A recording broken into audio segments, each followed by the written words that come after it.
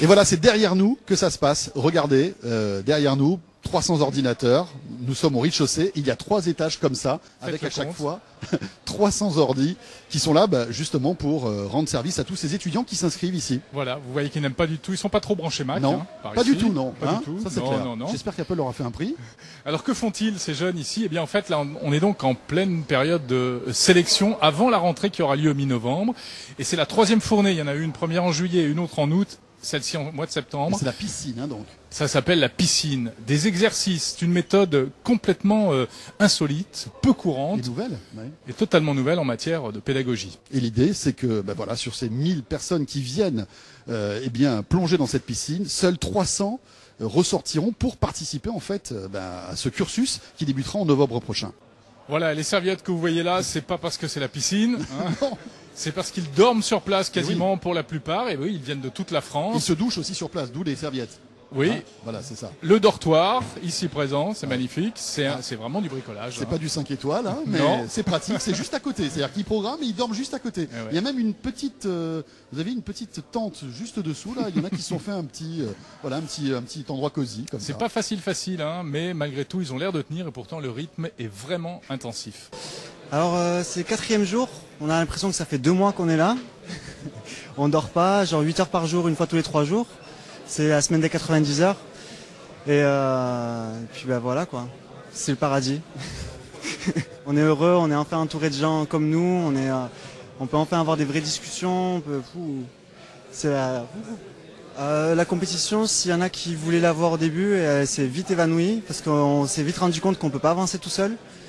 Et tout le monde se serre les coudes. Après, il y a les corrections qu'on fait les uns les autres. Si on corrige trop sévèrement et que on a une meilleure note, c'est le correcteur qui en pâtit, etc. Donc du coup, il y a tout qui est fait pour nous solidariser, nous unir et empêcher justement cette compétition. Ce qui est amusant ici, c'est que en fait, il y a tous les profils et des personnes qui n'ont jamais programmé, qui se retrouvent ici dans cette école 42.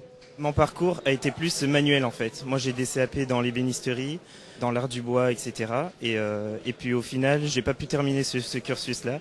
Et puis au final, je me suis dit bon, autant me lancer dans ce qui me plaît depuis toujours. Donc voilà, j'ai essayé d'intégrer Epitech, mais bon, j'ai pas mon bac. Donc du coup, voilà, j'ai entendu parler de cette école qui recrutait les déchus de la société, on va dire.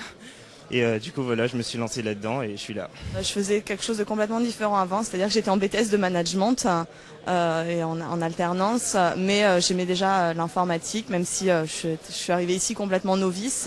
J'avais jamais programmé, c'est-à-dire que je savais comment ça fonctionnait assez vaguement et ça m'intéressait d'apprendre à le faire. L'école 42, donc créée par Xavier Niel, et lorsque la star arrive dans les lieux, regardez ce que ça donne. Qui tiennent.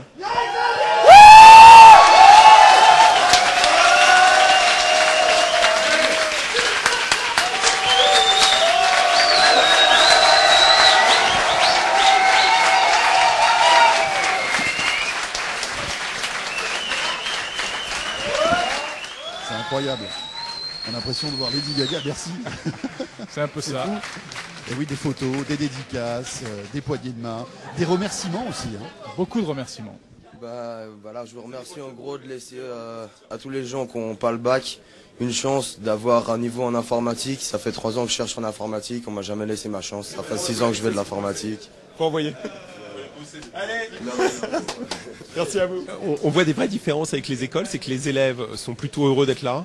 Ils y prennent du plaisir. On a des méthodes d'enseignement qui sont différentes.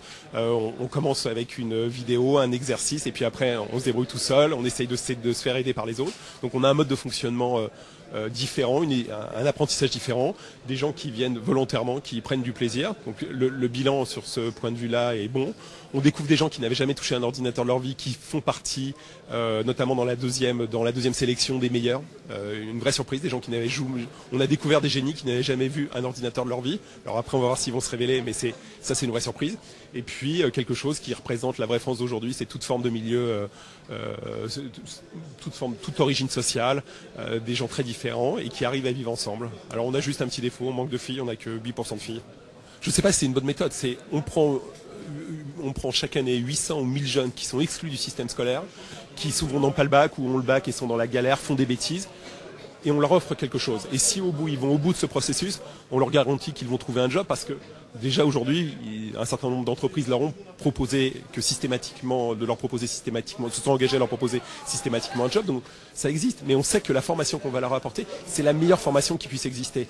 Et on pense que le mode d'éducation pour qu'il passionne ces jeunes qui sont exclus du système scolaire, il doit être différent. Et être différent, ça veut dire quoi? Ça veut dire que si on leur met un prof et derrière on met 300, 400, 500 élèves, ça ne marche pas. Ils sont sortis du système scolaire parce que ça ne marchait pas. Et qu'est-ce que l'on essaye de faire? Eh bien on essaie de faire ici ce qui est dans l'entreprise, c'est-à-dire de pousser les gens à bosser entre eux et à être capables, si un jour il y a beaucoup de travail, d'être capable de travailler beaucoup d'heures d'affilée. Et c'est exactement ce qu'on essaie de leur faire. Et c'est parce qu'il n'y a pas de prof qu'ils apprennent. Donc il n'y a pas quelqu'un qui est au-dessus et qui a le savoir tout puissant et des gens qui sont en dessous.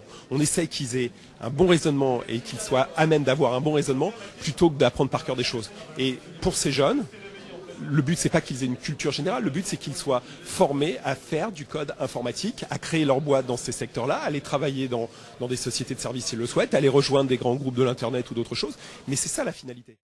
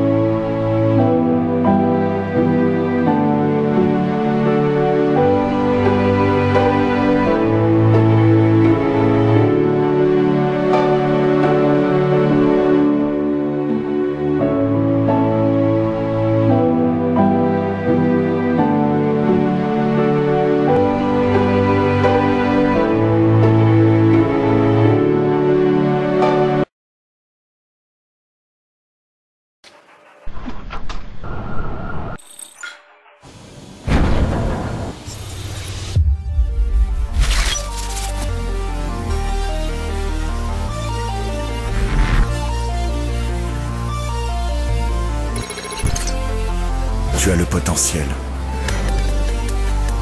Tu as le talent. Tu as tous les codes d'accès pour être dans ton élément. Mets tes doutes à la corbeille. Fais CTRL-Z sur ton passé.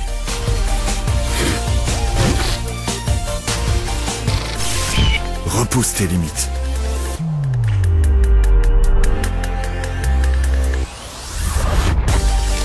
Ton futur est en code. Ta vie s'écrit sur un clavier. Une nouvelle école ouvre ses portes. Alors, appuie sur Entrée.